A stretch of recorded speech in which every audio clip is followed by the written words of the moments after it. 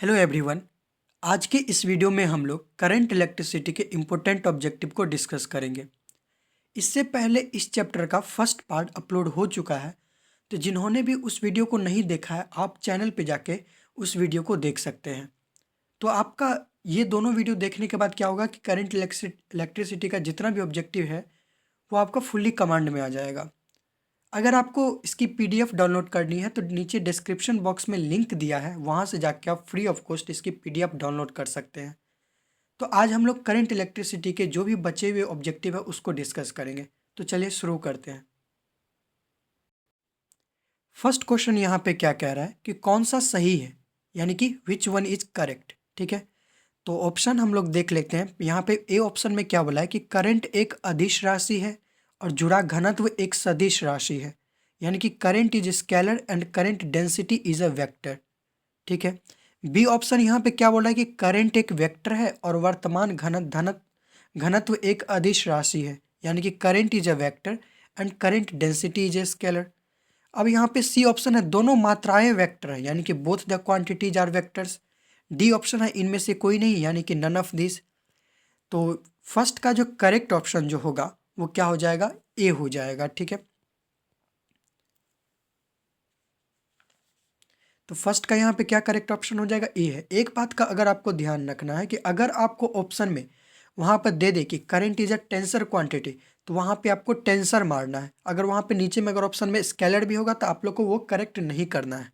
ठीक है, लेकिन यहाँ पे टेंसर क्वांटिटी नहीं दिया हुआ है, इसलिए हम लोग करंट इज अ स्केलर हो जाएगा। तो फर्स्ट का जो करेक्ट ऑप्शन होगा वो क्या हो जाएगा, ए हो जाएगा। अब हम लोग सेकेंड क्वेश्चन पे चलते हैं। तो सेकेंड क्वेश्चन यहाँ पे क्या बोल रहा है, ध्यान दीजिए। बोल रहा है कि इलेक्ट्रोमोटिव बल के आयाम, यानी कि डायमेंशंस ऑफ इलेक्ट्रोमोटिव फोर्स। अब देखिए ये सेकेंड क्वेश्चन जो है 2017 के कंपार्टमेंट में पूछा गया है और 2016 में भी पूछा गया है। ठीक है, तो सेकेंड का जो करेक्ट ऑप्शन होगा, यानी कि इलेक्ट्रोमोटिव फोर्स का डायमेंशन जो होगा, डायमेंशनल फार्मूला कौन सा होगा, डी ऑप्शन हो जाएगा, यानी कि ml² T⁻³ और I⁻⁻1। देखो अब ये टाइपिंग में ऐसे लिखाता है, लेकिन अगर आप जब बुक में देखोगे तो ये ऐसे लिखा रहेगा ml² T⁻³ I⁻⁻1। ठीक है, तो इस तरीके से होगा। तो सेकंड का जो करेक्ट ऑप्शन होगा वो क्या हो जाएगा, डी हो जाएगा। अब हम लोग थर्ड क्वेश्चन पे चलते हैं। तो थर्ड क्वेश्चन यहाँ पे क्या बोल रहा है कि करंट का विशिष्ट प्रतिरोध बढ़ता है, यानी कि देखिए अब ये क्वेश्चन 2018 में पूछा है। ठीक है, यानी कि the specific resistance of a conductor increases with, यहाँ पे तापमान में वृद्धि होती है, यानी कि इंक्रीज ऑफ टेम्परेचर, या फिर पार अनुभागीय क्षेत्र की वृद्धि, यानी कि increase of cross sectional area, लंबाई में कमी डिक्रीज द इन लेंथ, या फिर पार अनुभागीय क्षेत्र की कमी, यानी कि decrease of cross sectional area. तो थर्ड का जो करेक्ट ऑप्शन जो होगा वो क्या हो जाएगा, यहाँ पे ए हो जाएगा, यानी कि इंक्रीज इन टेम्परेचर हो जाएगा। तो थर्ड का करेक्ट ऑप्शन ए हो जाएगा। अब हम लोग फोर्थ क्वेश्चन पे चलते हैं। तो फोर्थ क्वेश्चन यहाँ पे क्या बोल रहा है,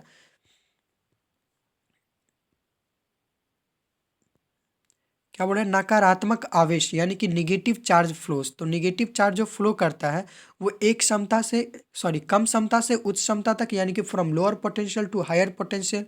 ठीक है, तो फोर्थ का जो करेक्ट ऑप्शन जो होगा वो क्या हो जाएगा, ए हो जाएगा, यानी कि निगेटिव चार्ज जो फ्लो करता है वो लोअर पोटेंशियल से हायर पोटेंशियल की तरफ फ्लो करता है।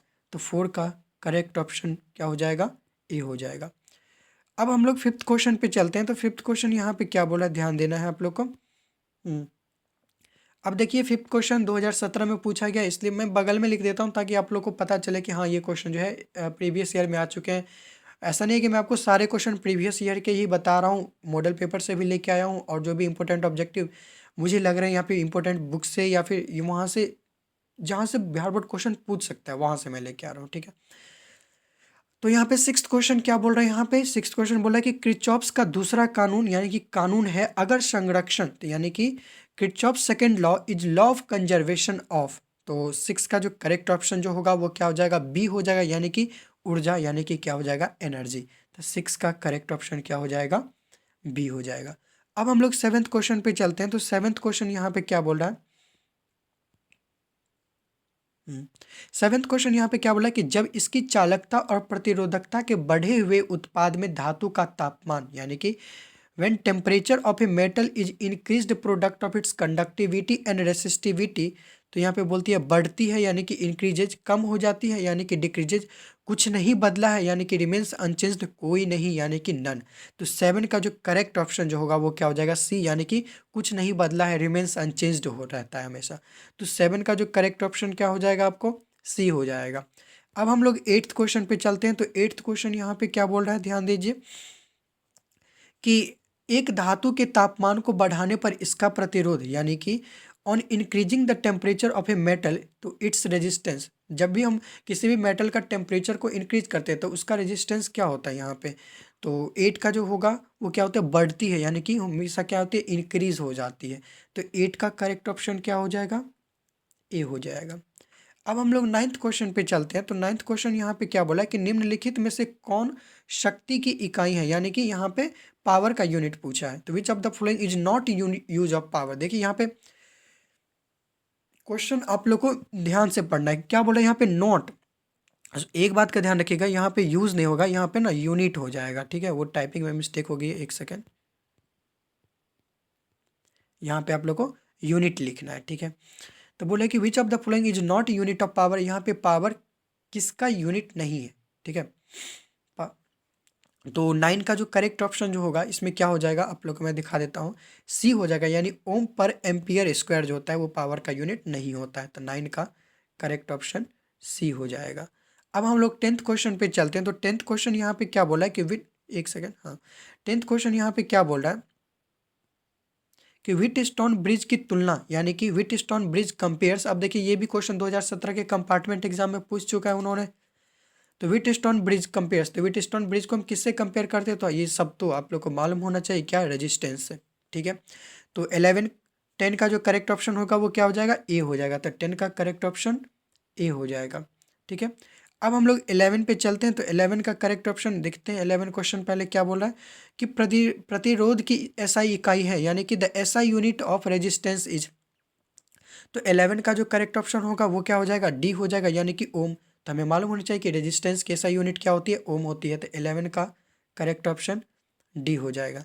अब हम लोग 12th पे चलते हैं। तो 12th यहाँ पे क्या बोला, ध्यान दीजिए कि प्रतिरोध के आयाम द्वारा दिए गए हैं, यानी कि the dimensions of resistance R given by. तो 12 का करेक्ट ऑप्शन क्या हो जाएगा, यहाँ पे ए हो जाएगा, यानी कि ml², टी का पावर -3, ए का पावर -2 हो जाएगा, ठीक है। तो 12 का करेक्ट ऑप्शन क्या चीज हो जाएगा, ए हो जाएगा, ठीक है। यानी कि प्रतिरोध के आयाम द्वारा दिए गए हैं, द डायमेंशंस ऑफ रेजिस्टेंस का डायमेंशंस पूछा हुआ है इसमें। तो 12 का क्या हो जाएगा, ए हो जाएगा। अब हम लोग 13th क्वेश्चन पे चलते हैं। तो अब हम लोग 13th क्वेश्चन यहाँ पे क्या बोला है कि विशिष्ट प्रतिरोध या प्रतिरोधकता की ये एसआई इकाई। तो 13 का जो करेक्ट ऑप्शन हो जाएगा वो क्या हो जाएगा, ओम मीटर हो जाएगा, ठीक है। 13 का करेक्ट ऑप्शन क्या चीज हो जाएगा, ए हो जाएगा। अब हम लोग 14th क्वेश्चन पे चलते हैं। तो 14th क्वेश्चन यहाँ पे क्या बोल रहा है, ध्यान दीजिए।